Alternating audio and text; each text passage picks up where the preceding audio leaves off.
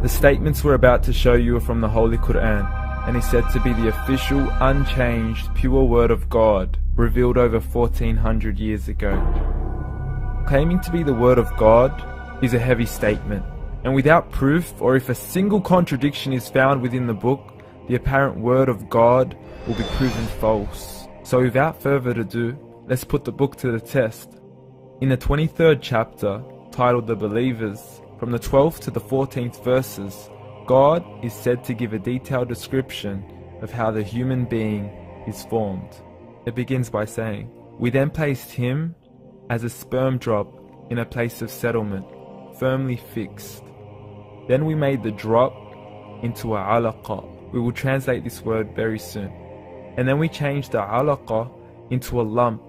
Then we made out of that lump into bones. And then we clothed the bones with flesh. Then we caused him to grow and come into being and attain the definitive human form." In the 21st century, we can now safely say that this verse is clearly describing the process of human development in correct chronological order. However, what we should be paying attention to in particular is the second stage, referring to the development of the embryo. The specific word used to describe the embryo in this verse is the word alaqa. The word alaqa, when translated into English, can mean three separate things. Firstly, a blood clot, or to be suspended, that is to be hanging or clinging to something, or thirdly and finally, a leech. Now, all three definitions don't come anywhere near what we perceive to be the human embryo. So, why are these words used, and what significance do they share with the human embryo? Can the embryo be described as a blood clot? Well, what do you think? In the 3rd week of embryonic development, a tubular heart joins with the blood vessels to form a primordial cardiovascular system, and by the end of the 3rd week, the blood is circulating and the heart begins to beat on day 21. The first thing that comes to mind in regards to being suspended or hanging is the umbilical cord.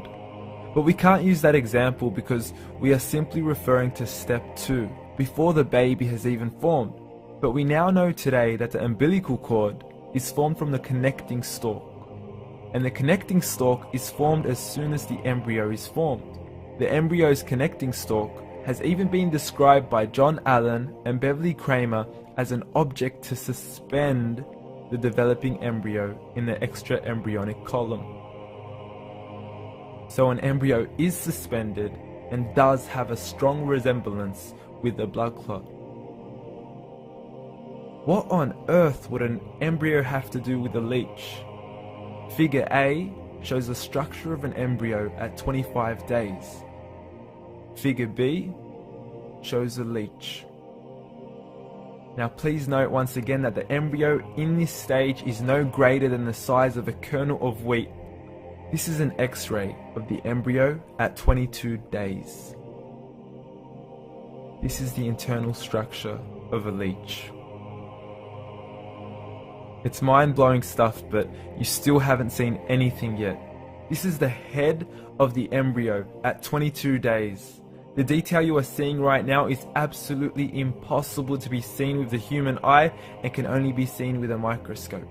This is the back end of a leech. There's no other words used to describe this other than mind-blowing. The pictures we have shown you are impossible to be seen with the human eye or even to be predicted by the human mind. Once again, the verses we have shown you were revealed over 1400 years ago to a man who couldn't read nor write. Are these the words of God? Descriptions of the human embryo in the Quran cannot be based on scientific knowledge in the 7th century. The only reasonable conclusion is that these descriptions were revealed to Muhammad from God, from God, from God, from God.